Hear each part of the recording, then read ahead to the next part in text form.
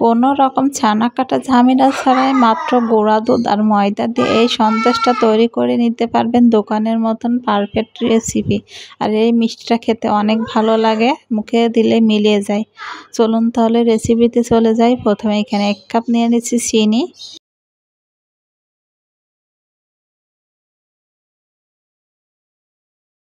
আর যে কাপে আমি চিনি নিয়েছি ওই কাপের হাফ কাপ দিয়ে দিচ্ছি পানি। এখন চিনি শিরাটা জাল দিয়ে নেব ঘন করে।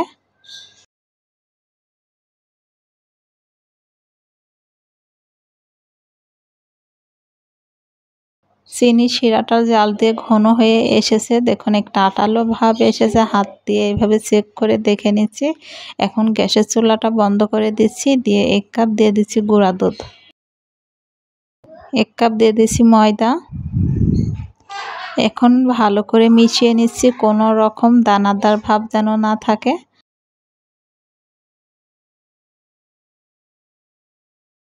অবশ্যই চুলাটা বন্ধ করে মিশিয়ে নেবেন। এখন চুলাটা বন্ধ করে ভালো করে আমি মিশিয়ে নিয়েছি সন্দেশের মিশ্রণটা। দেখুন কড়াই থেকে লেগে যাচ্ছে না, উঠে আসছে। এখন নামিয়ে নিয়েছি, নামিয়ে কিছুটা ঠান্ডা করে নিয়েছি। এখন 1 চামচ ঘি দিয়ে দিচ্ছি, দিয়ে মাখিয়ে নিচ্ছি, নিয়ে 2টা ভাগে ভাগ করে নিচ্ছি। একটা ফুড কালার দেবো, আমি অরেঞ্জ কালার দিচ্ছি এখানে, আপনাদের হাতের কাছে যে কালারটা আছে সেটা দিয়ে দেবেন। দিয়ে ভালো করে মিশিয়ে নিচ্ছি।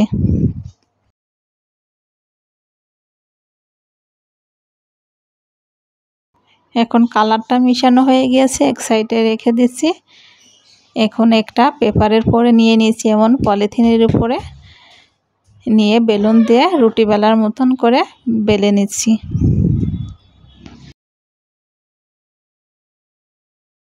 এখন পাতলা করে বেলে নিয়েছি। এখন অরেঞ্জ কালারের এই সন্দেশের মিশ্রণটা এভাবে বেলে নিচ্ছি, নিয়ে উপর দিয়ে এইভাবে দিয়ে দিচ্ছি।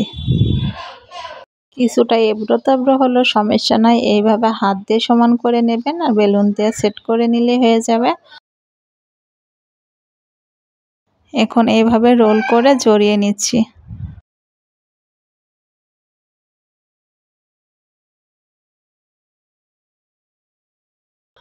এইভাবে রোল করে জড়িয়ে এটা রেখে দেব নর্মাল ফ্রিজে 3 থেকে 4 ঘন্টা সেট হওয়ার জন্য। 3 থেকে 4 ঘন্টা পরে কেটে দেখাচ্ছে আপনাদের এই সন্দেশটা কতটা সুন্দর হয়েছে। বাসায় যদি এত সুন্দর এই সন্দেশ বানিয়ে নেওয়া যায় তাহলে চড়া দাম দিয়ে দোকান থেকে কেনার আর কোনো প্রয়োজন হবে না। আপনারা বাসায় অল্প উপকরণে গুঁড়া দুধ আর চিনি দিয়ে এই সন্দেশটা তৈরি করে নিতে পারবেন, অনেক ভালো লাগবে খেতে। অবশ্যই একবার ট্রাই করে দেখবেন। রেসিপিটি ভালো লাগলে লাইক কমেন্ট শেয়ার করে পাশে থাকবেন। দেখুন সন্দেশগুলো দেখতে কতটা সুন্দর হয়েছে। এখন একটা ভেঙে দেখাচ্ছি কতটা সুন্দর হয়েছে।